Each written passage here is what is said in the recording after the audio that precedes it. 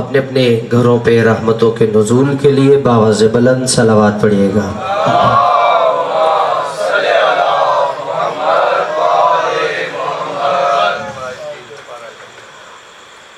اعوذ باللہ من الشیطان الرجیم، بسم اللہ الرحمن الرحیم، نحمدک اللہم یا من نور قلوبنا بانوار المحبت العلویہ واکمل لنا دیننا بالولایت المرتضویہ وَأَتَمَّ نِعْمَتَهُ بِالْهِدَایَةِ الْحَیدَرِیَّةِ الَّذِي فَرَضَ اللَّهُ مَوَدَّتَهُ عَلَى الْعَرَبِيَّةِ وَالْعَجَمِيَّةِ صلوات اللهم صل على محمد وآل محمد وعجل فرجهم والصلاة والسلام على رسوله الكريم اختاره وانتجبه قبل أن أرسله وسماه قبل أن اجتباه واصطفاه قبل أن ابتعثه ونصلي ونسلم على حقيقة الوجه الأتم العارف بما في اللوح والقلم الواقف في جميع السياسات والحكم العبد المؤيد والرسول المسدد المصطفى الأمجد والمحمود الأحمد حبيب إله العالمين حبيبك وحبيبنا أبي القاسم محمد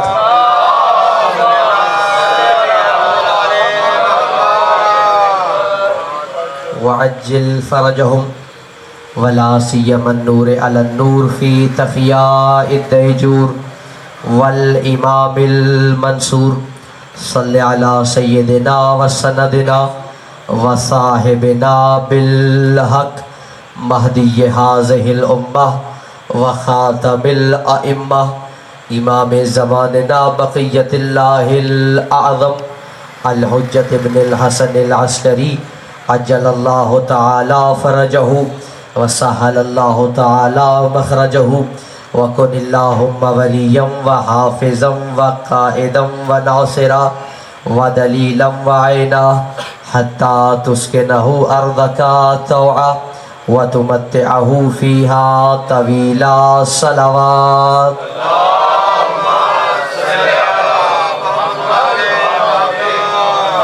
وعجل فرجہم ولعنة الله على من لم يقر بولايتهم أو أدى نفسه في عدادهم عبد العابدين والدهر الداهرين السلام على الحسين وعلى علي بن الحسين وعلى أولاد الحسين وعلى أصحاب الحسين أما بعد فقد قال الله سبحانه وتعالى في كتابه الأعلى اعوذ باللہ من الشیطان الرجیم بسم اللہ الرحمن الرحیم وما آتاکم الرسول فخذوہ وما نہاکم عنہ فانتہوا واتقوا اللہ ان اللہ شدید العقاب صلوات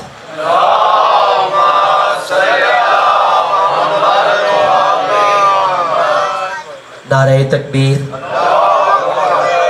خالق اکبر کا نام بلند ہے، مل کے نعرہ تکبیر، سلامت رہی، نعرہ رسالت یا رسول اللہ، نعرہ رسالت یا رسول اللہ، نعرہ حیدری، یا علی الحسن، ہماری اصل کی پہچان مل کے حیدری، یا علی حسینیت، زندہ باد، نیکیوں سے پیار کرتے ہوئے مل کے حسینیت، زندہ باد، یزیدیت، برائیوں سے نفرت کرتے ہوئے مل کے یزیدیت، مردہ باد، ایک دفعہ مل کے حسینی صلوات کی تلاوت کیجئے گا۔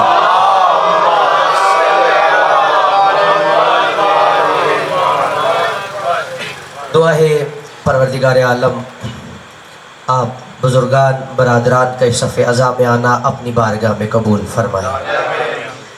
جن برادران بزرگان نے صف ازا کا اہتمام کیا، پروردگار ان کی اس کاوش کو اپنی بارگاہ میں قبول فرمائے۔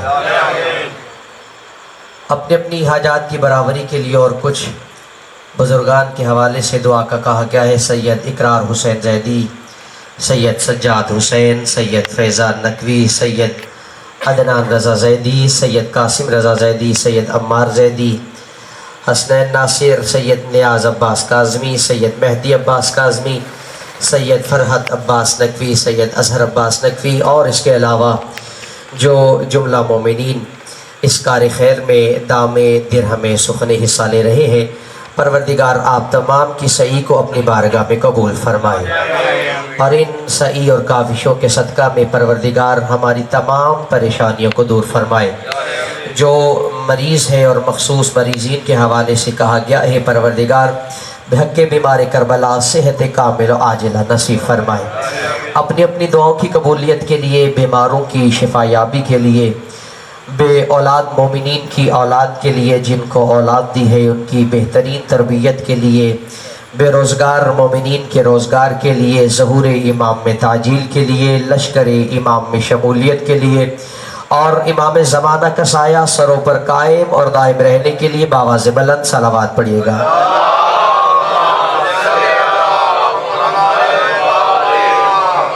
وعجل فراجہم۔ اجازت ہے؟ تمام حمد ہے اس اللہ کے لیے جو واجب الوجود بے مثل و بے نظیر ہے۔ بزرگان تشریف فرما ہے، آپ کی بہترین سماعتوں پر بھروسہ رکھتے ہوئے حمد خداوندی سے گفتگو کا آغاز کر رہا ہوں۔ تمام حمد اس اللہ کے لیے کہ جس اللہ کے آگے علی نے سر جھکا کے بتایا کہ جس کے سامنے علی جیسا بھی جھک جائے اسی کو کائنات کا رب ہونا زیب دیتا ہے۔ سبحان اللہ۔ جس کے سامنے علی جیسا بھی جھک جائے اسی کو کائنات کا رب ہونا زیب دیتا ہے، اور لائق درود ہے وہ ذات مصطفیٰ جس کے پیچھے وہ علی چلتا ہے کہ حق اس علی کے پیچھے نہ چلے تو باطل ہو جاتا ہے۔ سبحان اللہ۔ یا سلامت رہیے۔ لائق درود ہے وہ ذات مصطفیٰ کہ جس کے پیچھے وہ علی چلتا ہے کہ حق اس علی کے پیچھے نہ چلے تو باطل ہو جاتا ہے، اور باطل اس علی کے پیچھے چل پڑے تو حق ہو جاتا ہے۔ اور بات ہماری ہوتی زمانے والے قبول نہ کرتے، غم نہیں تھا، بات ہماری نہیں ہے، بات ہے نبی کے صحابی کی۔ نام ہے عمار یاسر، رسول کے صحابہ میں پہاڑ سے مضبوط اور آسمان سے بلند نام۔ کون عمار جس کے بارے میں رسول نے کہا تھا عمار کی ہر رگ رگ میں اسلام دوڑ رہا ہے، عمار کی ہر رگ رگ میں اسلام دوڑ رہا ہے، عمار کی ہر رگ میں دین دوڑ رہا ہے۔ یہی عمار جنگ جمل کے اختتام پہ حضرت عمار نے کسی کو کہا تھا، اب آپ میرے مزاج سے واقف ہے، میں نام کسی کا لیتا نہیں ہوں، اس لیے کہ میری عادت ہے ممبر پر نام اسی کا لیا جائے جس کا نام لینے سے ختم قرآن کا ثواب ملتا ہے۔ یہ پاکیزہ لوگوں کا ممبر ہے، لہٰذا نام بھی یہاں پاکیزہ لوگوں کے لیے جائیں گے۔ بہرحال حضرت عمار نے جنگ جمل کے اختتام پر کسی کو کہا تھا کیفا رأیت ضربا بنی کے دون دینہم بالسیف فقالت استبصرت یا عمار من اجل انک غلبت فقال انا اشد استبصارا من ذلك اما واللہ لو ضربتمونا حتى تبلغونا صعفات حجرا لعلمنا ان علی الحق وانکم علی الباطل۔ حضرت عمار نے کہا تھا علی کی تلوار کی چمک کو کیسا پایا؟ سامنے سے جواب آیا عمار یہ بات اس لیے کرتے ہو کہ آج تمہیں فتح نصیب ہوئی ہے۔ اس وقت عمار نے جلال میں کہا تھا آج تو ہمیں فتح نصیب ہوئی ہے، لیکن اگر ہمیں شکست بھی نصیب ہوتی اور تم ہمیں مار مار کر صافات حجر تک بھی دھکیل دیتے، پھر بھی میں اپنی جگہ پر اس حق کے ساتھ قائم تھا کہ تم کل بھی باطل تھے، تم آج بھی باطل ہو۔ ابو طالب کا لال علی کل بھی حق تھا، علی آج بھی حق ہے۔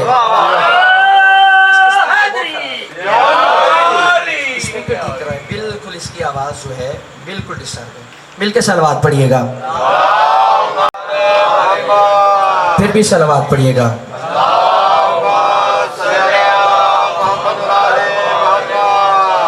बारे दीगर बाबा से बुलंद सलवात पढ़िएगा।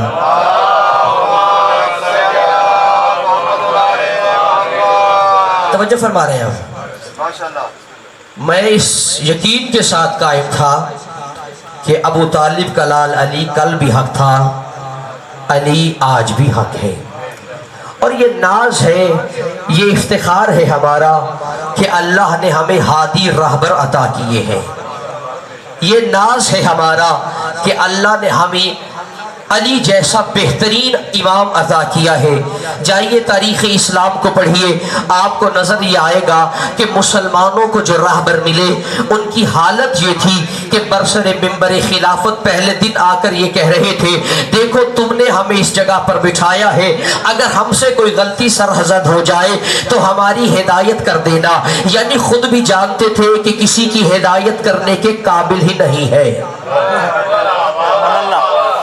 अगर हमसे गलती सरजद हो जाए तो हमारी हिदायत कर देना, यानी खुद भी जानते थे कि हम किसी की हिदायत करने के लायक ही नहीं है। तो आओ दुनिया वालों, अली के दरवाजे पर आ जाओ, इसलिए कि अली वो हादी इमाम है जिसके हादी होने की सनद रसूल ने जारी करते फरमाया था, माशिरन नास मन अहब्बा अय्यहया हयाती व यमूत मौती व यस्कुनल जन्नतल खुल्द अल्लती वअदनी रब्बी फ इन्न रब्बी गरस कुज़बानुहा बियदी फलयतवल्ला अली इब्न अबी तालिब। दुनिया वालों, अगर तुम चाहते हो कि तुम्हारी जिंदगी भी मुझ मोहम्मद जैसी हो, तुम्हारी मौत भी मुझ मोहम्मद जैसी हो, और मरने के बाद अल्लाह तुम्हें जन्नत के वो बागात अता करे जिन्हें अल्लाह ने अपनी कुदरत से बनाया है, तो याद रखना मेरे भाई, अली से मोहब्बत करना। क्यों? इसलिए कि अली ना खुद गुमराह होता है ना होने देता है। अली ना खुद गुमराह होता है ना अली गुमराह होने देता है। मिलके सलवात पढ़िएगा।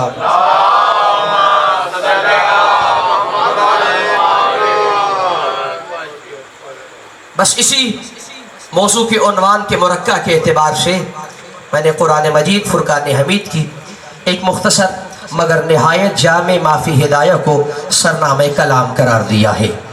इस आये माफ़ी हिदाया में परवरदिगार आलम इरशाद फरमा रहे हैं, वबा आताकुम रसूल फाखुजू हो, मुसलमानों जो मेरा नबी तुम्हें दे उसे ले लो, वमा नहाकुम अनहु फंतहु, और जिससे मेरा हबीब रोके उससे रुक जाओ।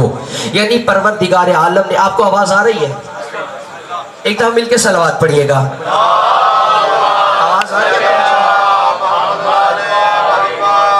तवज्जो है आपकी। जो मेरा हबीब दे दे उसे ले लो, और जिससे मेरा हबीब रोके उससे रुक जाओ। यानी परवरदिगार आलम ने अपनी इताअत का मेयार इताअत रसूल को करार दिया है। परवरदिगार उससे मोहब्बत करता है जो उसके रसूल की इत्तिबा करता है। परवरदिगार उससे हरगिज़ मोहब्बत नहीं करता जो उसके रसूल की इत्तिबा नहीं करता। बस हम शियायान हैदर कर्रार ने, हम अज़ादारा ने, इमाम मज़लूम करबला ने सुन्नत इलाहिया पर अमल पैरा होते हुए अपने लिए इश्क और मोहब्बत का काबा बतूल के बाबा को बनाया है। अब थोड़ा सा आप अगर मिजाज को मेरे साथ मिलाएंगे तो मैं बात को बड़े अच्छे अंदाज पे आपकी समात तक मुंतकिल कर सकूंगा। हमने सुन्नत इलाहिया पर अमल पैरा होते हुए अपने लिए इश्क और मोहब्बत का काबा बतूल के बाबा को बनाया है। हम जिसे मानते हैं ज़ाते रिसालत की वजह से मानते हैं, हम जिसे नहीं मानते ज़ाते रिसालत की वजह से नहीं मानते। हम जिसका इकरार करते हैं ज़ाते रिसालत की वजह से, हम जिसका इनकार करते हैं ज़ाते रिसालत की वजह से। चले मेरे और आपके मिजाज के करीब का जुमला, हम जिसे अलैहिस्सलाम कहते हैं ज़ाते रिसालत की वजह से। सुभान अल्लाह। थोड़ा तवज्जो फरमाएंगे। हम जिसे अलैहिस्सलाम कहते हैं ज़ाते रिसालत की वजह से, और जिसे रज़ी अल्लाह कहते हैं ज़ाते रिसालत की वजह से। और इसकी सबसे बड़ी दलील ये है कि हमने हसनैन को हसनैन के कहने पर जन्नत का सरदार नहीं माना, बल्कि रसूल ने कहा था, इन्नल हसन वल हुसैन सैयदा शबाब अहलिल जन्ना। हसन और हुसैन जवाना ने जन्नत के सरदार है।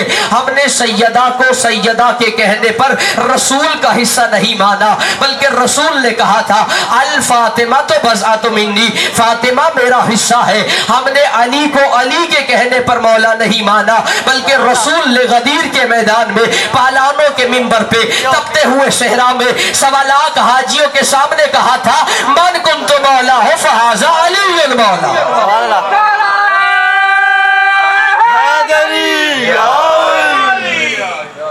ہم نے جس کو مانا ہے ذات رسول کی وجہ سے مانا ہے، اس لیے کہ خدا نے اپنی اطاعت کا معیار ذات رسول کو قرار دیا، اور یہی وجہ ہے کہ پروردگار عالم نے، اگر آپ زحمت نہ سمجھے اور تھوڑی تھوڑی عبادت سمجھتے آپ آگے تشریف لے آئیں تو ایک بہتر ماحول ہو سکے گا۔ مل کے تھوڑا تھوڑا آگے تشریف لے آئیں تاکہ ایک بہتر انداز میں مجلس برپا ہو سکے۔ مل کے صلوات پڑھیے گا، صلوات پڑھیے گا۔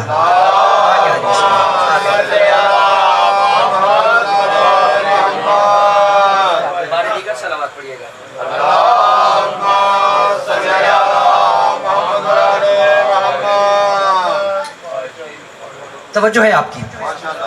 لہذا پروردگار نے اپنے دین کی تبلیغ کے لیے اور اپنے دین کو پہنچانے کے لیے اور اپنے رسول کی اطاعت کا معیار مکمل کرنے کے لیے 1.25 لاکھ انبیاء کو اس کائنات میں بھیجا۔ اور دیکھیے اس تمام انبیاء کے آنے کا مقصد یہ تھا کہ لوگوں تک حق پہنچ جائے، یعنی پروردگار نے 1.25 لاکھ انبیاء کو بھیجا، اس کے بعد ائمہ، اوصیاء، اولیاء کو بھیجا تاکہ لوگوں تک حق پہنچ جائے اور لوگ حق کے ذریعے سے خدا تک پہنچ جائے۔ یعنی حق اتنی اہم چیز ہے کہ اگر کوئی حق تک پہنچ جائے تو وہ حقیقت تک پہنچ جاتا ہے، اور اگر کوئی حق تک نہ پہنچ سکے تو وہ حقیقت کا ادراک بھی نہیں کر سکتا۔ لہٰذا پروردگار نے اپنے دین کو پہنچانے کے لیے اتنی زحمات کی، اپنے انبیاء کو بھیجا، اوصیاء اولیاء کو بھیجا تاکہ لوگ حق کے ذریعے سے خدا تک پہنچے۔ لیکن خدا کو یہ بھی معلوم تھا کہ جہاں پر حق اپنا کام کرے گا وہاں پر باطل بھی کبھی خاموشی سے نہیں بیٹھے گا، اور اس بات کا اقرار خود باطل کے سب سے بڑے نمائندے یعنی شیطان نے کیا جب اللہ نے کہا میری بارگاہ سے چلا جا۔ جب اللہ نے اپنی بارگاہ سے دھتکارا تو کہنے لگا کہ میں نے اتنی عبادت کی ہے میں بغیر اجر کے نہیں جاؤں گا۔ اچھا مانگو، کیا مانگتے ہو؟ اب اس نے کہا مجھے روز حشر تک کے لیے مہلت چاہیے۔ اچھا جاؤ تمہیں مہلت دیتے ہیں، کرو گے کیا؟ اب اس نے ایک ڈیمانڈ رکھی، قرآن نے اس بات کو نقل کیا۔ اعوذ باللہ من الشیطان الرجیم، بسم اللہ الرحمن الرحیم، قالا فبما اغویتنی لأقعدن لہم صراطک المستقیم۔ کہنے لگا کہ مجھے روز حشر تک کے لیے مہلت چاہیے اور میں کروں گا کیا؟ میں صراط حق پر بیٹھ جاؤں گا اور پروردگار تیرے بندوں کو بھٹکاؤں گا۔ میں صراط حق پر بیٹھوں گا اور تیرے بندوں کو بھٹکاؤں گا۔ آواز پروردگار آئی جاؤ ہم تمہیں مہلت دیتے ہیں، لیکن یاد رکھنا جو میرا ہوگا وہ کبھی تیرا نہیں ہو سکے گا۔ توجہ فرمائیے گا، جو میرا ہوگا وہ کبھی بھی تمہارا نہیں ہو سکے گا اور ہمیشہ حق ظاہر ہو کر رہے گا۔ اب شیطان کو پتا چل گیا کہ اگر میں ظاہر ہو کر آؤں گا تو کوئی میرا خریدار نہ ہو سکے گا، لہٰذا اس نے اپنے انداز کو بدلا، اس نے باطل کو حق کے ساتھ خلط کیا اور حق کا لبادہ پہن کر لوگوں کے درمیان آ گیا۔ اب جیسے ہی اس نے حق کا لبادہ پہنا بڑے بڑے لوگ گمراہ ہونے لگے، اور خود رسول اسلام کی زندگی میں بھی ہمیں اس کی مثالیں نظر آتی ہے کہ لوگ باطل کے شکنجے میں آ گئے حق کے لبادے میں دیکھ کر، لیکن رسول نے اپنی مدبرانہ فکر اور اپنی حکیمانہ سوچ سے ہمیشہ باطل کے چہرے سے حق کے نقاب کو الٹا ہے۔ لیکن رسول جانتے تھے کہ میرے جانے کے بعد باطل مزید زور و شور کے ساتھ آئے گا اور اپنے کام کو کرے گا، لہٰذا رسول نے ہماری اس پریشانی کو دور کرنے کے لیے اپنی فیصلہ کن اور معرکۃ الآراء حدیث ارشاد فرمائی۔ رسول نے فرمایا یاد رکھنا الحق مع علی و علی مع الحق، حق علی کے ساتھ ہے، علی حق کے ساتھ ہے۔ اگر میرے جانے کے بعد کبھی سمجھ نہ آئے کہ حق کہاں پر ہے باطل کہاں پر ہے تو بس یہ دیکھ لینا علی کہاں پر ہے، اس لیے کہ جہاں علی ہوگا حق بھی وہیں پر ہوگا، جہاں پر علی، بس یہ دیکھ لینا کہ جہاں پر علی ہوگا حق بھی وہیں پر ہوگا۔ اچھا دیکھیے رسول نے کیا فرمایا؟ الحق مع علی و علی مع الحق، حق علی کے ساتھ ہے، علی حق کے ساتھ ہے. اور رسول نے فقط ایک مرتبہ علی کو حق کے ساتھ قرار نہیں دیا. میرے بزرگان جانتے ہیں، میں اپنے بھائیوں کے لیے عرض کر رہا ہوں کہ رسول نے اپنی زندگی میں فقط ایک مرتبہ علی کو حق کے ساتھ قرار نہیں دیا، بلکہ متعدد مقامات پر علی کو حق کے ساتھ قرار دیا، جس میں سب سے لطف کا مقام وہ ہے جب علی مہر نبوت پر کھڑے ہو کر بتوں کو توڑ رہے تھے. تھوڑا سا بیدار ہوگے تو میں بات کو مزید بہتر انداز سے منتقل کر سکوں گا. سب سے بہترین مقام وہ ہے جب علی مہر نبوت پر کھڑے ہو کر بتوں کو توڑ رہے تھے. چلے ایک جملہ کہنے دیجئے کہ بت ابراہیم نے بھی توڑے، بت علی نے بھی توڑے، مگر دونوں کے بت توڑنے میں فرق ہے. ابراہیم نے پتھر پہ کھڑے ہو کے بتوں کو توڑا، علی نے مہر نبوت پہ کھڑے ہو کے بتوں کو توڑا.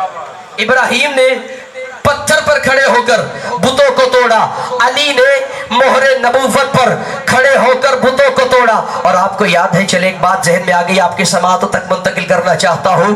جب علی بتوں کو توڑ رہے تھے تو اس وقت بڑے بڑے لوگ آئے اور کہنے لگے یا رسول اللہ ہمیں بھی موقع دیجئے، ہم بھی ان بتوں کو توڑنا چاہتے ہیں. بھائی جانتے تھے یہ بت ہے، یہ آگے سے حملہ نہیں کریں گے.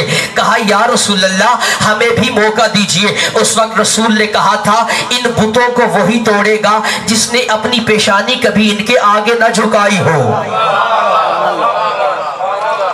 ان بتوں کو وہی توڑ سکتا ہے جس نے کبھی بھی اپنی پیشانی ان کے سامنے نہ جھکائی ہو. اور یہی تو وجہ ہے کہ ہمارے برادران جب بھی مولا کا نام لیتے ہیں تو میرے مولا کے نام کے ساتھ کہتے ہیں کرم سلامت رہیے، کرم اللہ وجہہ الشریف. لیکن جب اصحاب کا نام لیتے ہیں تو ان کے نام کے ساتھ لگاتے ہیں رضی اللہ. کبھی ان سے پوچھئے گا کہ جب آپ سب کی برابری کے قائل ہیں تو علی کے نام کے ساتھ کرم اللہ کیوں؟ بیدار ہوئیے گا. علی کے نام کے ساتھ کرم اللہ کیوں اور اصحاب کے نام کے ساتھ رضی اللہ کیوں؟ تو وہ کہیں گے اس لیے کہ علی کے چہرے پر اللہ کا خاص کرم تھا. تو ان سے پوچھئے گا کہ علی کے چہرے پر ہی اللہ کا خاص کرم کیوں تھا؟ تو وہ گھبرائیں گے. جب وہ گھبرائے نا تو ان کو اپنے ساتھ مجلس حسین میں لائیے گا تو ہم ان کو بتائیں گے کہ علی کے چہرے پر اللہ کا خاص کرم اس لیے تھا اور باقیوں کے چہرے پر اللہ کا خاص کرم اس لیے نہیں تھا کہ باقیوں کے چہرے کبھی کسی بت کے آگے جھکے، کبھی کسی بت کے آگے جھکے، کبھی کسی بت کے آگے جھکے، مگر علی کا چہرہ وہ چہرہ تھا، علی کی پیشانی وہ پیشانی تھی جو بچپن سے لے کر جوانی اور جوانی سے لے کر شہادت تک سوائے رب کے کسی بت کے آگے جھکا ہی نہیں تھا.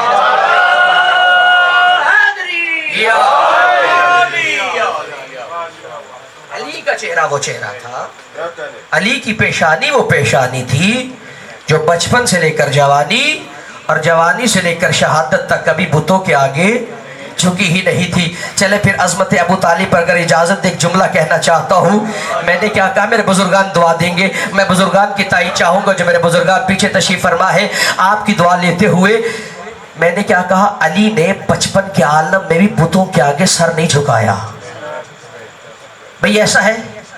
علی نے بچپن کے عالم میں بھی بتوں کے آگے سر نہیں جھکایا. اس کی وجہ کیا ہے؟ اس کی وجہ رسول کی حدیث سے ملے گی. رسول نے فرمایا تو کلو مولود یولد علی فطرت الاسلام فانما ابواہ یحودانہ و ینصرانہ. رسول فرماتے ہیں ہر پیدا ہونے والا بچہ فطرت اسلام پر پیدا ہوتا ہے، یہ اس کے بڑے ہوتے ہیں جو اسے یہودی یا نصرانی بنا دیتے ہیں. سلامت رہیے.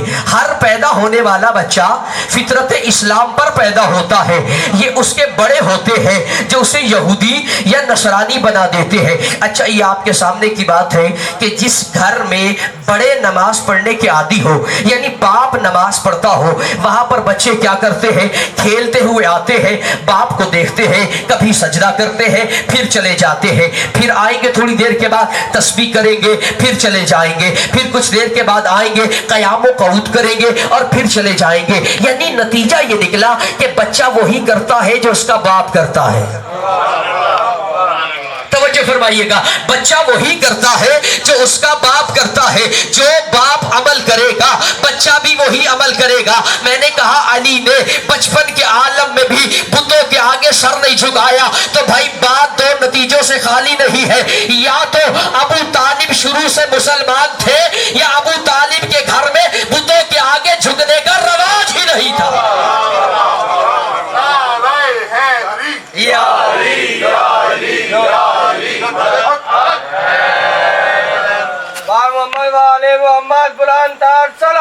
اب آئیے بات کو نتیجے تک لے کر جاتے ہیں۔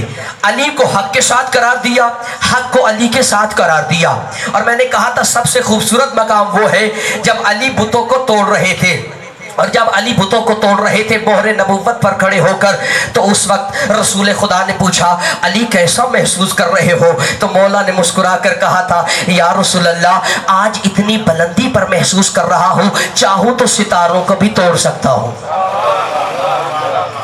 یا رسول اللہ آج اتنی بلندی پر محسوس کر رہا ہوں کہ میں چاہوں تو ستاروں کو بھی توڑ سکتا ہوں۔ اس وقت رسول نے علی کی عظمت کا قصیدہ پڑھا اور فرمایا تھا یا علی طوبی لک انکا مر الحق و طوبی لی ان احمل الحق، اے علی تیرے کیا کہنے کہ تو حق کا کام کر رہا ہے، اور مجھ محمد کے کیا کہنے کہ میں نے حق کو اپنے کندھوں پہ اٹھایا ہوا ہے۔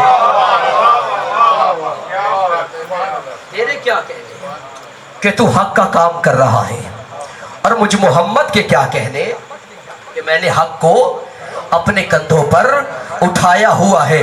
اور یہ وہ فضیلت ہے جسے مولا نے اپنے لیے مایہ افتخار قرار دیا تھا۔ آپ کو یاد ہے، تاریخ سے واقف افراد ہے کہ جب میرے مولا کو ظاہری خلافت ملی ہے تو مولا خطبہ دینے کے لیے مسجد میں تشریف لائے۔ میرے مولا ممبر کے قریب جا رہے تھے۔ اب لوگوں کا یہ خیال تھا کہ جو پہلے والوں کی سنت ہے علی بھی اس سنت پر عمل کریں گے۔ اب پہلے والوں کی سنت کیا تھی؟ ممبر کے 4 زینے تھے، رسول پہلے زینے پر بیٹھا کرتے تھے۔ جب پہلے صاحب آئے انہوں نے پہلے زینے کو چھوڑا اور وہ دوسرے زینے پر آ کر بیٹھے۔ جب دوسرے آئے انہوں نے دوسرے زینے کو چھوڑا اور تیسرے زینے پر آ کر بیٹھے۔ جب تیسرے صاحب آئے انہوں نے تیسرے زینے کو چھوڑا اور چوتھے زینے پر آ کر بیٹھے۔ جب میرے مولا کی باری آئی تو ممبر کے زینے ختم ہو چکے تھے۔ اب لوگوں کا یہ خیال تھا یا تو علی کھڑے ہو کر خطبہ دیں گے یا زمین پر بیٹھ کر خطبہ دیں گے، لیکن میں کہا کرتا ہوں وہ علی ہی کیا جو نادانوں کے خیالوں میں آ جائے۔ بیدار ہوں گے، میں نتیجہ دینا چاہتا ہوں، وہ علی ہی کیا جو نادانوں کے خیالوں میں آ جائے۔ علی کو سمجھنے کے لیے سلمان مزاج ہونا چاہیے، ابو ذر مزاج ہونا چاہیے، کمبر مزاج ہونا چاہیے۔ علی کو سمجھنے کے لیے انسان کو دین شناس ہونا چاہیے۔ یہی وجہ ہے کہ جب علی برسر ممبر خلافت آ رہے تھے میرے مولا کے قدم مسجد میں آئے، مسلمانوں کے اجتماع کی نظریں علی کے قدموں پر جم گئی۔ علی کے قدم بڑھ رہے تھے، نظریں ساتھ ساتھ سفر کر رہی تھی کہ یہاں پر علی کے قدم منبر کے قریب آئے۔ اب لوگوں کا یہ خیال تھا کہ یہاں پر علی اپنا رخ موڑیں گے اور ہمیں خطبہ ارشاد فرمائیں گے، لیکن علی نے بھی کار علی انجام دیا، علی نے بھی کار اولا انجام دیا، علی نے بھی کار مولا انجام دیا۔ علی نے پہلے پر بھی قدم رکھا، توجہ فرمائیے گا، علی نے پہلے پر بھی قدم رکھا، دوسرے پر بھی قدم رکھا، تیسرے پر بھی قدم رکھا، اور وہاں پر جا کر بیٹھے جہاں پر رسول بیٹھا کرتے تھے۔ اور ایک مرتبہ ایک ایسا جملہ کہا جو آج بھی تاریخ انسانیت کے ماتھے پر جھومر کی طرح لٹک رہا ہے۔ علی حیدر کرار فرماتے ہیں الحمدللہ علی احسان قد رجع الحق علی مکان، تمام حمد ہے اس اللہ کے لیے کہ آج حق اپنی جگہ پر آ گیا۔ سبحان اللہ۔ مل کے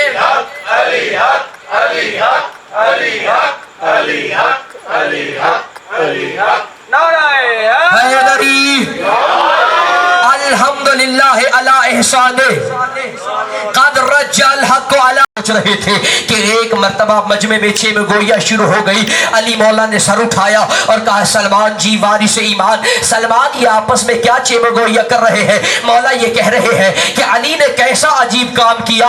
علی اپنے قدم منبر نبوت پر لے गए। उस वक्त अली जलाल में आए और लोगों की निगाहों में निगाहें डालकर कहा, तुम अली के कदम मिंबरे नबूवत पर आ जाने से परेशान हो, जबकि मैं अली वो हूं जिसके कदम मिंबरे नबूवत पर नहीं मोहरे नबूवत पर आए थे। जिसके कदम मिंबरे नबूवत पर नहीं मोहरे नबूवत पर आए थे। इसलिए कि अली हक के साथ है, हक अली के साथ है। और यही तो पैगाम हम दुनिया वालों को देते हैं कि दुनिया वालों आओ, अगर तुम्हें हक चाहिए तो दरवाजे अहले बैत पर आ जाओ। अगर हक चाहिए तो दरवाजे अहले बैत पर आना होगा। चले जुमले का लुत्फ लीजिएगा। ये हक इतनी अहम चीज़ है, ये हक इतनी आला चीज़ है। इंसान तो इंसान, अगर कोई जानवर भी हक वालों के साथ हो जाए, अगर कोई जानवर भी हक वालों के साथ हो जाए तो वो जानवर भी निगाहे तौहीद में मोहतरम हो जाता है। भाई हमारे पास कुरान से मिसालें मौजूद है। हजरत सलामत रहिए, हजरत साले की ऊँटनी हक वालों के साथ हुई, निगाहे तौहीद में मोहतरम हो गई। अच्छा आगे बढ़िए, हजरत इस्माइल का दुम्बा, मेरा साथ देंगे, मैं बात को नतीजे तक लेकर जाऊंगा। हजरत इस्माइल का दुम्बा हक वालों के साथ हुआ, निगाहे तौहीद में मोहतरम हो गया। अच्छा आगे बढ़िए, हजरत उज़ैर का गधा हक वालों के साथ हुआ, निगाहे तौहीद में मोहतरम हो गया। हद खत्म हो गई असहाबे कहफ का कुत्ता, हक वालों के साथ हुआ, निगाहे तौहीद में मोहतरम हो गया। अब बुजुर्गान जानते हैं 73 मकातिबे फिक्र के उलमा का ये मुतफिका फैसला है कि ये कुत्ता क़यामत के दिन लिबास बशरियत पहनकर जन्नत में दाखिल हो जाएगा। तो कुरान की इस आयत ने ये फैसला तो दे दिया कि अगर सच्चों के पीछे कोई जानवर भी लग जाए जहन्नुम में नहीं जाता। हक वालों के पीछे, सच्चों के पीछे अगर कोई जानवर भी लग जाए तो वो जहन्नुम में नहीं जाता। मिलके सलावत पढ़िएगा।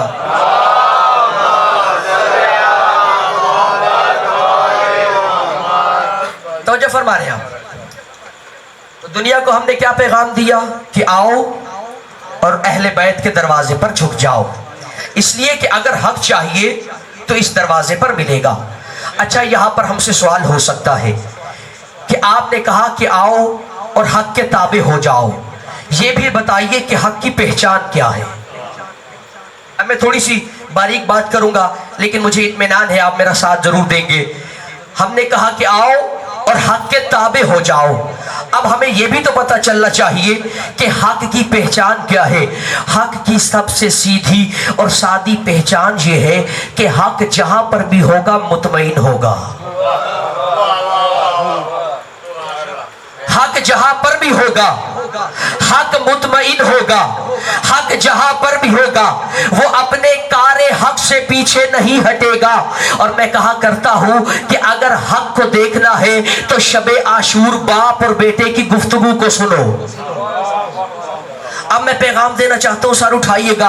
दुनिया वालों, अगर हक को देखना है और हक को मुतमईन देखना है तो शबे आशूर मंजिले फजाइल पर जुमला सुनाना चाहता हूं। शबे आशूर बाप और बेटे की गुफ्तगू को सुनिए। शबे आशूर इमाम हुसैन ने अपने बेटे अली अकबर को कहा, या बुनैया ओलिमो का अन्नी खफक तो बिरासी खफकतन फराए तो फारिसन अला फरसे फकफ अलैया फकाला या हुसैन इन्नकुम तसराउन अल मसीरा वल मनाया बिकुम तसराउ इलल जन्ना फअलिमतु अन्ना अनफुसना नुइयत इलैना फकाला अलीयुल अकबर अफलसना अलल हक बला या बुनैया वल्लजी इलैहि मरजाउल इबाद इज़न ला नुबाली बिल मौत। इमाम हुसैन ने अली अकबर से कहा, अली अकबर मैंने रात को एक ख्वाब देखा है, एक घोड़सवार मेरे करीब आया और आकर मुझे कह रहा था, हुसैन आप मौत के करीब जा रहे हैं और मौत आपके करीब आ रही है। अली अकबर मुझे यकीन हो गया कि हम नाना से मिलने वाले हैं, हमारी मौत का वक्त करीब है।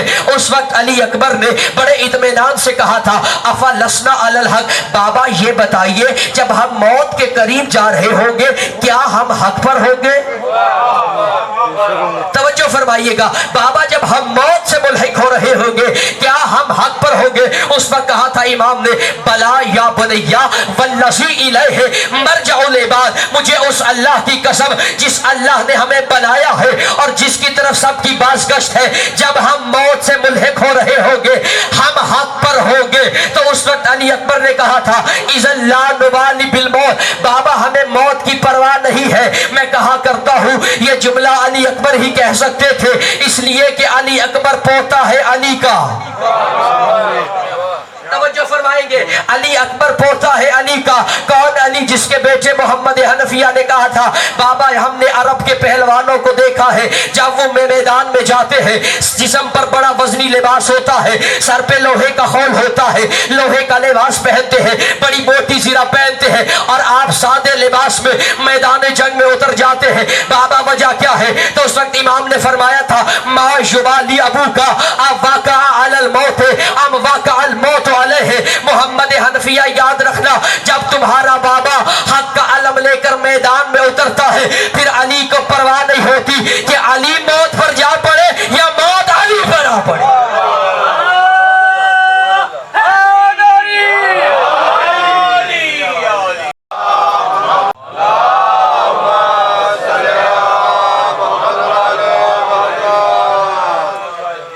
جب علی نے دعا کے لیے ہاتھوں کو اٹھایا تو علی کو مجھ محمد سے بڑا وسیلہ نظر نہیں آیا، اور جب میں محمد نے دعا کے لیے ہاتھوں کو اٹھایا تو مجھے علی سے بڑا کوئی وسیلہ نظر نہیں آیا، اس لیے کہ علی نے ہمیشہ کار حق انجام دیا۔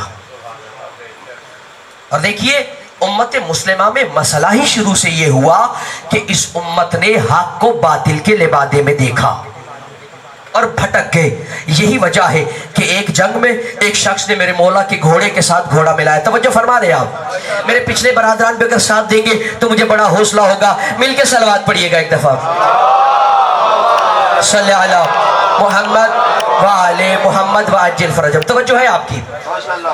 میں نے کیا کہا کہ اس امت میں مسئلہ شروع سے یہ ہوا کہ اس امت نے حق کو باطل کے لبادے میں دیکھا، اور یہی وجہ ہے کہ ایک شخص نے ایک جنگ میں میرے مولا کے گھوڑے کے ساتھ گھوڑا ملایا اور آ کر کہنے لگا یا علی آپ بھی نبی کے رشتہ دار، ہم بھی نبی کے رشتہ دار، اب پتہ کیسے چلے کون حق پر ہے کون باطل پر ہے؟ امام نے فرمایا تھا انتا اعور، انتا اعور، تو ایک چشم ہے۔ میں سادہ زبان میں کہوں امام نے فرمایا تو کانا ہے۔ اب یہ بھائی بیٹھے ہیں حوزے میں تشریف فرما ہے، حوزے کے طالب علم ہیں، یہ جانتے ہیں عربی میں آور کہا جاتا ہے ایک چشم کو۔ امام نے فرمایا تو کانا ہے، انتا آور۔ امام فرمانا یہ چاہ رہے تھے کہ تیری ایک آنکھ تو نظر آتی ہے، ایک آنکھ نظر نہیں آتی، یعنی مطلب یہ تھا کہ ایک آنکھ سے تو حق کو دیکھتا ہے اور دوسری آنکھ سے حق کو نہیں دیکھتا۔ یاد رکھنا رشتہ داری معیار نہیں، معیار حق ہے۔ معیار رشتہ داری نہیں ہے، معیار حق ہے۔ امام نے فرمایا انت آور، یاد رکھنا حق کا میزان میں علی ہوں، حق کا میزان میں علی ہوں، کبھی بھی حق کو مردوں پر نہ تولنا بلکہ حق کو مجھ علی پر تولنا۔ اور یہی وجہ ہے کہ جب جنگ صفین میں دشمن نے دیکھا نا کہ ہماری گردن علی کی تلوار سے نہیں بچتی تو اس وقت علی کے سامنے قرآن کو نیزے پر اٹھایا۔ اب جیسے ہی قرآن کو نیزے پر اٹھایا علی کے کچھ نادان صحابی تھے، کہنے لگے یا علی اب اگر فیصلہ ہوگا تو قرآن پر فیصلہ ہوگا۔ تو اس وقت امام نے کہا تھا ان کے قرآن نیزے پر اٹھانے سے کبھی دھوکے میں نہ آنا، اس لیے کہ وہ ثابت قرآن ہے، میں علی ناطق قرآن ہوں۔ وہ ثابت قرآن ہے، میں علی ناطق قرآن ہوں۔ اگر حق کو پہچاننا ہے تو معیار کل بھی علی تھا، معیار آج بھی علی ہے۔ اور یہ آپ کے مشاہدے کی بات ہے کہ جنہوں نے علی سے رخ موڑا ان کی حالت یہ ہے کہ ایک ایک مسلک میں 6 پیمانے مقرر ہو گئے۔ آپ جائیے ایک ایک مسلک میں 6 نظریے مقرر ہو گئے. کوئی کہتا ہے فلاں جنگ میں علی حق پر تھے فلاں باطل پر تھا, کوئی کہتا ہے کہ دونوں ہی حق پر تھے, کوئی کہتا ہے علی حق پر تھے فلاں کی اجتہادی غلطی تھی. تو اسی مسلک کا ایک اور عالم یہ کہتا ہے کہ دونوں کی اجتہادی غلطی تھی, لیکن ہمیں کبھی اس بات کی پریشانی نہیں ہوئی کہ کون حق پر ہے کون باطل پر ہے, اس لیے کہ ہم جانتے ہیں حق کا میزان علی ہے. اور ہمارا یہ عقیدہ خود ساختہ عقیدہ نہیں ہے, بلکہ زیارت جامع کبیرہ میں پروردگار ارشاد فرما رہے ہیں یا اہل بیت محمد الحق ما رضیتموہ والباطل ما استختموہ. اہل بیت محمد حق وہ ہے جسے آپ حق کہہ دیں. اہل بیت محمد حق وہ ہے جسے آپ حق کہہ دیں, اور باطل وہ ہے جس سے آپ رخ پھیر لے. یہی وجہ ہے کہ جب ایک جنگ میں مالک اشتر نے کہا تھا مولا آپ نے بھی اتنے افراد کو مارا جتنے افراد کو میں نے مارا, جبکہ آپ کے ہاتھ میں ذوالفقار ہے میرے ہاتھ میں عام تلوار ہے, تو امام مسکرائے اور کہا مالک اللہ تمہارے بازوؤں میں مزید قوت عطا کرے, لیکن عمار یاد رکھنا تمہارے تلوار چلانے میں اور میرے تلوار چلانے میں فرق ہے. تمہارے سامنے جو آتا رہا تم اس کی گردن کو اڑاتے رہے, مگر علی کی تلوار حق کی تلوار ہے جو چلنے سے پہلے سامنے والے کی پشتوں کا جائزہ لیتی ہے. اگر کسی کی 20ویں پشت میں بھی کوئی علی ولی اللہ والا آ رہا ہو, علی کی تلوار اسے اپنے آگے سے ہٹا دیتی ہے.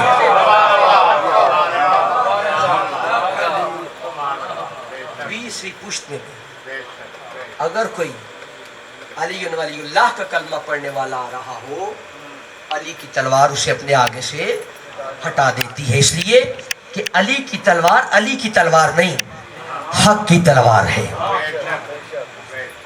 علی کی زرہ نہیں حق کی زرہ ہے. اور یہی وجہ ہے صاحب نہج البلاغہ امام علی نے نہج البلاغہ میں فرمایا, پڑھا کیجئے مطالعہ کیا کیجئے میرے بزرگان, بہترین انداز سے مطالعہ رکھتے ہیں. اپنے بھائیوں کے لیے عرض کر رہا ہوں کہ نہج البلاغہ کو اپنی زندگی میں شامل کیجئے اور دیکھیے تو صحیح کہ آپ کے امام نے آپ سے کہا کیا ہے. علم کا سمندر, علم کے چشمے بہائے مولا نے. امام نے جب حق کی بات کی نا تو اس میں امام نے فرمایا تھا الحق لا یعرف بالرجال اعرف الحق تعرف اہلہ. امام نے کمال جملہ ارشاد فرمایا. امام فرماتے ہیں حق کو کبھی بھی مردوں سے نہ پہچاننا, حق کو کبھی بھی مردوں سے نہ پہچاننا, بلکہ پہلے حق کو پہچانو اور پھر دیکھنا کہ کون کون حق کے پیمانے پر پورا اترتا ہے. اور میں نے کیا کہا تھا مجلس کے آغاز میں یہی صورت مصائب دوں گا کہ علی وہ ہے کہ جس کے پیچھے باطل چل پڑے تو حق ہو جاتا ہے, اور حق جس سے منہ پھیر لے تو باطل ہو جاتا ہے. اور یہ عقیدہ ہمارا نہیں ہے, بلکہ رسول نے کیا کہا تھا الحق مع علی و علی مع الحق, حق علی کے ساتھ علی حق کے ساتھ. اور آگے کمال فرمایا رسول نے اللہم ادر الحق حیث ما دار علی, میرا اللہ حق کو ادھر مور جدھر علی چلا جائے, حق کو ادھر موڑ دے جدھر علی چلا جائے. ہم صحابہ کے احترام کرتے ہیں, ہم صحابہ کی عزت کرتے ہیں, لیکن زمانہ یاد رکھے صحابہ کا احترام اپنی جگہ پہ, لیکن جب بھی پیمانہ شریعت اور پیمانہ حق و باطل قائم ہوگا, میزان کل بھی ابو طالب کا بیٹا تھا, آج بھی ابو طالب کا بیٹا ہے. رسول نے کہا تھا جدھر علی چلا جائے. یہی تو فرق ہے اصحاب میں اور علی میں کہ اصحاب وہ کرتے ہیں جو حق ہوتا ہے, علی جو کرتے ہیں بس وہی حق.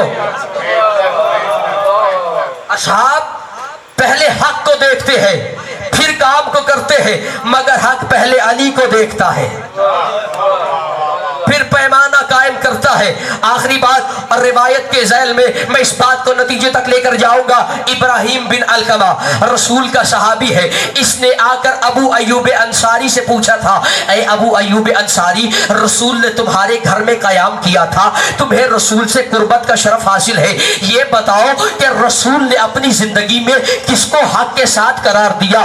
تو اس وقت ابو ایوب انصاری نے کہا تھا مجھے اللہ کی قسم ہے جس گھر میں تم بیٹھے ہو اسی گھر میں رسول بیٹھے بیٹھے تھے, رسول کے دائیں جانب علی بیٹھے تھے, بائیں جانب میں بیٹھا تھا, سامنے انس بن مالک بیٹھا تھا کہ ایک مرتبہ دروازے پر دق الباب ہوا. رسول نے کہا دیکھو انس کون آیا ہے. دروازے کو کھولا گیا, عمار یاسر موجود تھے.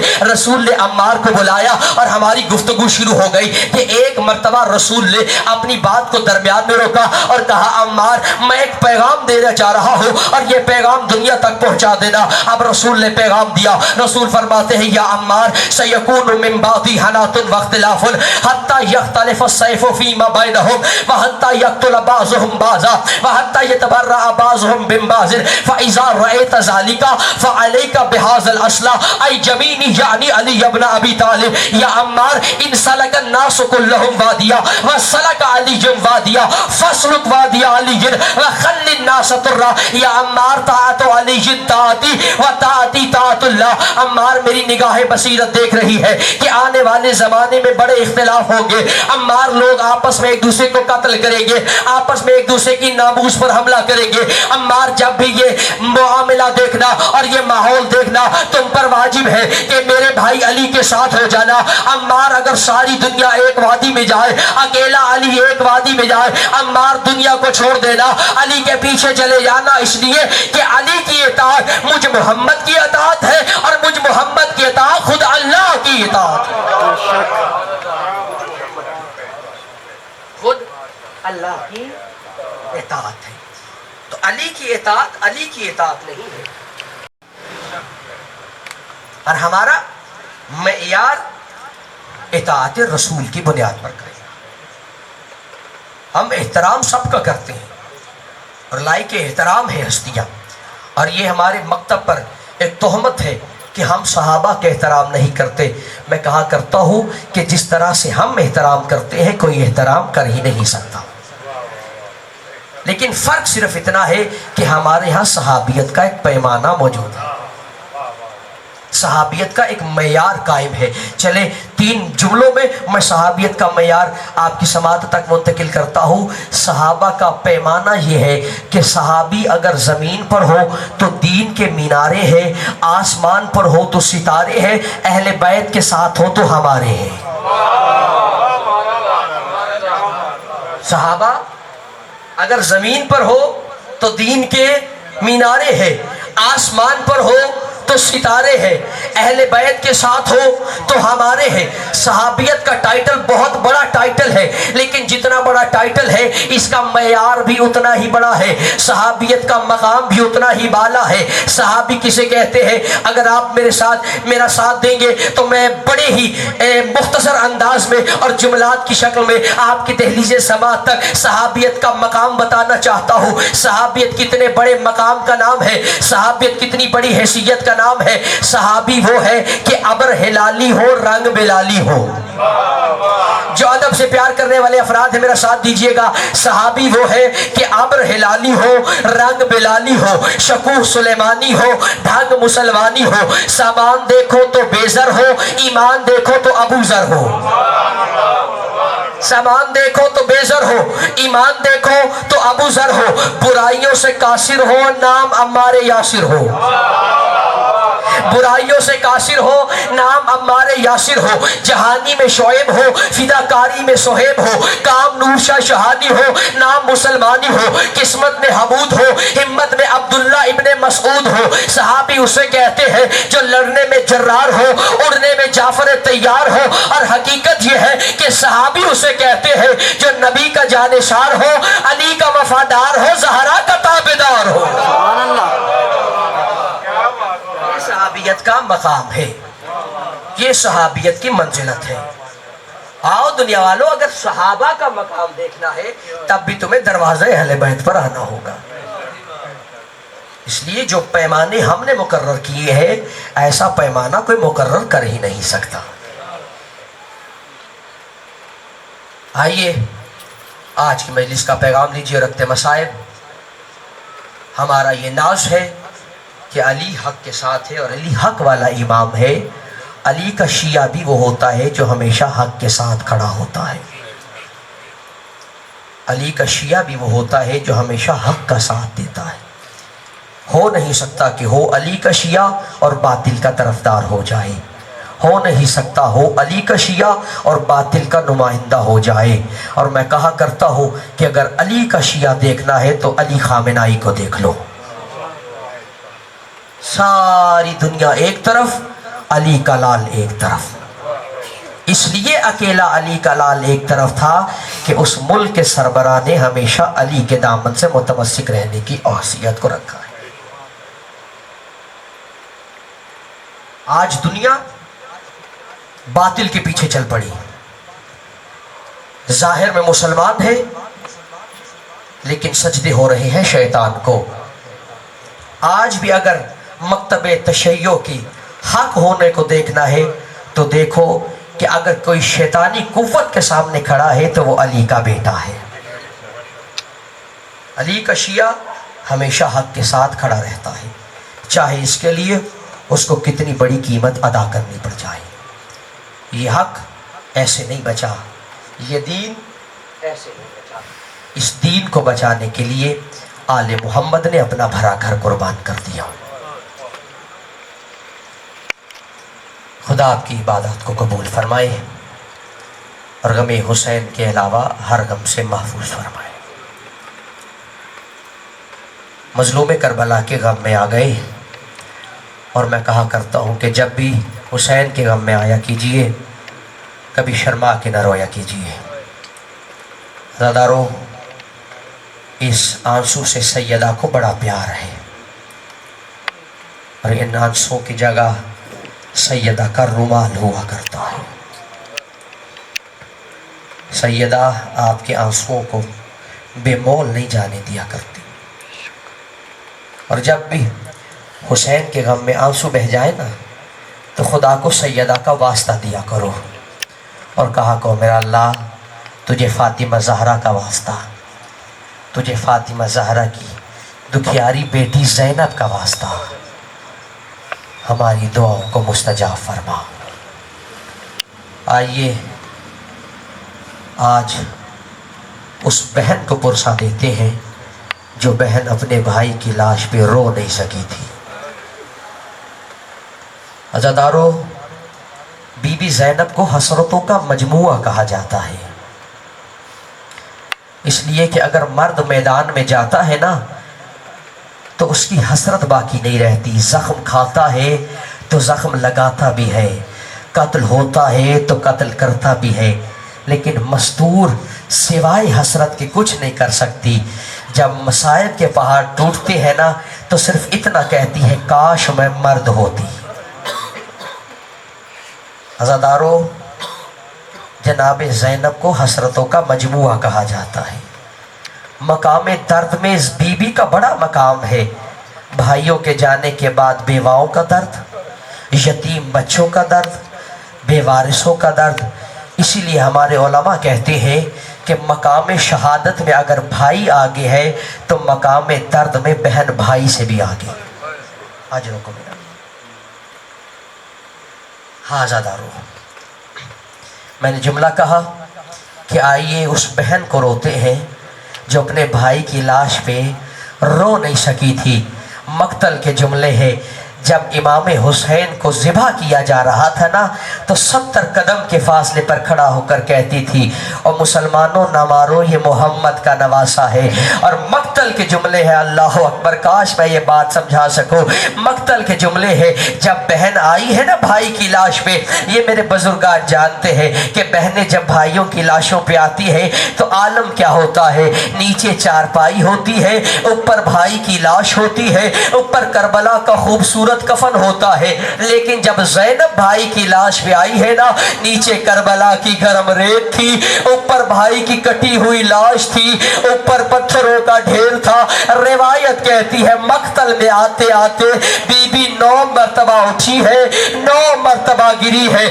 اب کریے سوال، کیا بی بی بیمار تھی؟ کیا بی بی ضعیفہ تھی؟ نہیں عزادارو، روایت کے جملے ہیں جب بی بی مقتل میں آئی ہے نا، کہیں پر بھائی کی کٹی ہوئی انگلی نظر آئی، کہیں پر سینے کی ہڈیاں نظر آئی، کہیں پہ جسم کا کوئی حصہ نظر آیا، جو حصہ جہاں پر نظر آتا وہیں پر بیٹھ جاتی اور اس کو اٹھا کے چومتی اور کہتی بھیا اور تجھے ماں نے نازوں سے پالا، اور بھیا تو ماں کا بڑا پیارا تھا۔ اور آزاداروں ایک مرتبہ بھائی کی لاش پہ آ کر مدینہ کی طرف رخ کیا اور کہا یا جدنا صلی علیک ملک السماء وہذا حسین مرمل بالدماء وبناتک سبایا، اور نانا تجھ پر آسمان کے ملائکہ سلام بھیجتے تھے مگر آ کر حسین کو دیکھیے اور حسین کے ٹکڑے ٹکڑے ہو گئے اور میرا بھائی مارا گیا۔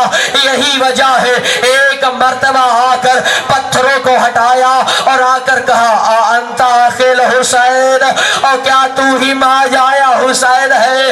اور کٹی ہوئی گردن سے آواز آئی اور زینب میں تو تیرا بھائی ہوں، مجھے بس اتنا بتا انت اختی زینب، اور کیا تو میری ماں جائی زینب ہے؟ اور بھیا مجھے پہچان اور میں تیری ماں جائی زینب ہوں۔ اس نے کہا تھا زینب اگر تو میری ماں جائی ہے اور بتا تیرے سر کا حجاب کہاں چلا گیا؟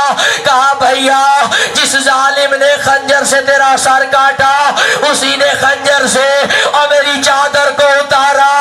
میں آواز دیتی رہی ابا، میں آواز دیتی رہی بابا، میں آواز دیتی رہی واہ جابا۔ اجرک من اللہ، اجرک من اللہ، کوئی غم نہ ہو سوائے غم مظلوم کربلا کے۔ عزاداروں یہ قافلہ شام کے بازار میں آ گیا، یہ لٹا ہوا قافلہ شام کے دربار میں آ گیا۔ میں نے پڑھ دیا، آپ نے سن لیا، آل محمد شام کے بازار میں آ گئے۔ ہمارے پڑھنے والے کہتے ہیں نا کہ علی اور بزدلی کا کوئی جوڑ نہیں ہے، عباس اور بے وفائی کا کوئی جوڑ نہیں ہے، اسی طرح سے زینب اور بازار کا کوئی جوڑ نہیں ہے۔ آپ کو یاد ہے نا کہ بی بی کو ایک مرتبہ مولا لائے تھے بازار کوفہ میں اور آ کر مولا علی نے کہا تھا اور زینب یہ کوفہ کا فلاں بازار ہے، یہ کوفہ کا فلاں ماحول ہے، یہ کوفہ کی فلاں گلی ہے۔ اس وقت بی بی نے کہا تھا بابا یہ دربار، یہ بازار، یہ مول، یہ گلیاں تو بیٹوں کو بتائی جاتی ہے، بابا میں تو تیری غیور بیٹی ہوں۔ اس وقت کہا تھا زینب ہو سکتا ہے اور تجھے کبھی بازاروں میں آنا پڑے۔ بی بی کہتی ہے میں سوچا کرتی تھی اور جس کا عباس جیسا بھائی ہو وہ بلا بازاروں میں کیوں آئے گی، لیکن آزاداروں جب عباس زین سے زمین پر آئے بیبیوں نے سب بیبیوں کو اکٹھا کیا اور کہا بیبیوں آج تک میں تمہارے پردے کی ضامنہ تھی لیکن آج کے بعد میں ضامنہ نہیں، اس لیے کہ جس کے سہارے اور میں نے مدینہ چھوڑا اور میرا عباس مارا گیا۔ بس آخری جملے اور رحمت تمام، اور یہی بات رونے کو کافی ہے۔ عزاداروں کائنات کی دو بیٹیاں ہیں اور دونوں بڑی باعزت ہے، ایک نبی کی بیٹی تھی، ایک علی کی بیٹی تھی، ایک ماں تھی ایک بیٹی تھی۔ ماں کا نام زہرا تھا اور بیٹی کا نام زینب تھا، اور زہرا کا کوئی بھائی نہیں تھا اور زینب 18 بھائیوں کی بہن تھی۔ آؤ دنیا والوں ہمیں روتا دیکھو اور ہم سے پوچھو تم روتے کیوں ہو؟ ہم روتے اس لیے ہیں اور جس کا بھائی نہیں تھا اسے گھر میں مارتے رہے، جو 18 بھائیوں کی بہن تھی اسے کبھی کربلا میں مارا اور کبھی کوفہ میں مارا اور کبھی شام میں مارا۔ آواز دیتے رہی واہ جابا، آواز دیتے رہی واہ محمدہ واہ علیہ وسیعلم الذین ظلموا ای منقلب ینقلبون وآخر دعوانا ان الحمدللہ۔ موت دے خطبے سنا کے ایام ویر، میں تیری موت دے خطبے سنا کے ایام ویر، میں تیری موت دے خطبے سنا کے ایام ویر، میں تیری موت دے خطبے سنا کے ایام ویر، میں تیری موت सुना के आवे वीर मैं तेरी मौत दे खुतबे सुना के आवे वीर मैं तेरी मौत दे खुतबे सुना के आवे वीर मैं तेरी मौत दे खुतबे सुना के आवे वीर मैं तेरी मौत दे खुतबे सुना के आवे वीर मैं तेरी मौत दे खुतबे सुना के आवे वीर मैं तेरी मौत दे खुतबे सुना के आवे वीर मैं तेरी मौत दे खुतबे सुना के आवे वीर मैं तेरी मौत दे खुतबे सुना के आवे वीर हुसैन बागी नहीं है मना के आवे वीर हुसैन बागी नहीं है मना के आवे वीर मैं तेरी मौत दे खुतबे सुना के आवे वीर मैं तेरी मौत दे खुतबे सुना के आवे वीर मैं तेरी मौत दे खुतबे सुना के आवे वीर मैं तेरी मौत दे खुतबे बोला सारी आवाज है। आवे वीर हुसैन बागी नहीं है मना के आवे वीर हुसैन बागी नहीं है मना के आवे वीर मैं तेरी मौत दे खुतबे सुना के आवे वीर मैं तेरी मौत दे खुतबे सुना के आवे वीर मैं तेरी मौत दे खुतबे सुना के आवे वीर मैं तेरी मौत दे खुतबे सुना के आवे वीर हुसैन तेरी शहादत का हर को गम होगा जगह जगह तेरे आवाज़ का अलम होगा मैं तेरे खून को रंग खिला के आवे वीर मैं तेरे खून को रंग खिला के आवे वीर मैं तेरी मौत दे खुतबे सुना के आवे वीर